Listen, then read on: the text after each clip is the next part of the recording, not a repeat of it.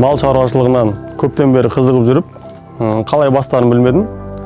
Одан кейін осы үкіметтен беріліп жатқан жеңілдікті пайдаланып, грант ұтып алдым.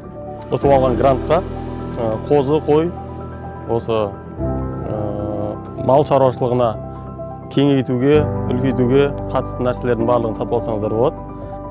Алдағы уақытта қазір осы пайдасын көріп жатырмын. Енді де малдың басының санын көбейтіп, үлкен қоралар соғып, ары қарай дамыту ойда бар.